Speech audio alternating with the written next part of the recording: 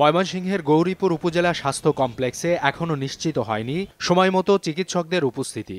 মঙ্গলবার সকাল 10টার দিকে কেন্দ্রটিতে গিয়ে চোখে পড়ে অনিয়মের নানা চিত্র। প্রায় 2 ঘন্টা পর তড়িঘড়ি করে খোলা হয় বহির্বিভাগ। ছিল না কোনো চিকিৎসকের উপস্থিতিও। 8টার সময় আইছি, 10টা বাজে, ডাক্তার আইছে না। কোনো ডাক্তার এখনো আসছে না।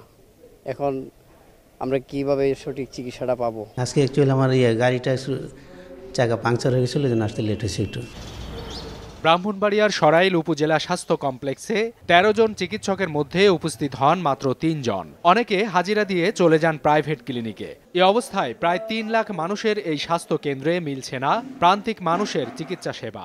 যারা আছে মনে করেন নিয়মিত কন্টিনিউ থাকে না, হাজিরা সাক্ষাৎ দিয়ে অনেকে চলে যায়। প্যারাসিটামল দিছে আর কইছে যে বাইরে থেকে ওষুধ কিনে নিতাম। এখানে অ্যান্টিবায়োটিক আছে, ডায়াবেটিসের ওষুধ, প্রেসার ওষুধও আছে। এখানে শুধু প্যারাসিটামল দেওয়ার তো কোনো প্রশ্নই আসে না। খুলনার বটিয়াঘাটা উপজেলা স্বাস্থ্য কমপ্লেক্সে নড়ে চড়ে বসেছেন কর্মকর্তা কর্মচারীরা। যথাসময়ে চিকিৎসকদের উপস্থিতির কারণে বেড়েছে রোগীদের ভিড়। তবে রয়েছে লোকবল সংকট। মোটামুটি চলার মতো ওষুধ আছে, আমরা রোগীদের সেগুলো ওষুধগুলো পাই, ভর্তি রোগীরাও ওষুধ পায়। রাজশাহীর পবা উপজেলা স্বাস্থ্য কমপ্লেক্সে আগের চেয়ে বেড়েছে স্বাস্থ্যসেবার মান, তবে নেই অবকাঠামোগত সুযোগ সুবিধা। কর্তৃপক্ষ জানায় প্রায় 5 বছর ধরে বিকল হয়ে পড়ে আছে এক্স-রে মেশিন। 2টি অ্যাম্বুলেন্সের মধ্যে নষ্ট রয়েছে একটি, পাশাপাশি রয়েছে জনবল সংকট। হেলথ কমপ্লেক্সের ইমার্জেন্সি সার্ভিসটা গুরুত্বপূর্ণ, সেখানে ইমার্জেন্সি রোগীরা আসে, সুতরাং এখানে একটা ভালো সার্ভিস যাওয়ার দরকার। এদিকে রাজধানীর চিত্র কিছুটা ভিন্ন। নির্ধারিত সময়ের আগেই দায়িত্ব পালনে কর্মস্থলে হাজির হন বেশিরভাগ চিকিৎসক।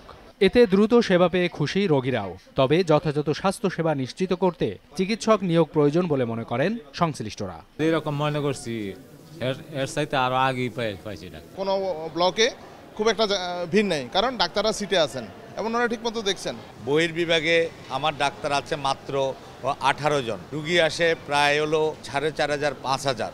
তো একজন ডাক্তারকে প্রতিদিনেই 200 থেকে 300 রোগী দেখতে হয়। হাসপাতালে সেবা সংক্রান্ত অভিযোগ জানাতে হটলাইন চালু করেছে স্বাস্থ্য অধিদপ্তর। দেশের যে কোনো প্রান্তের অভিযোগ জানানো যাবে 01759-114488 এই নম্বরে।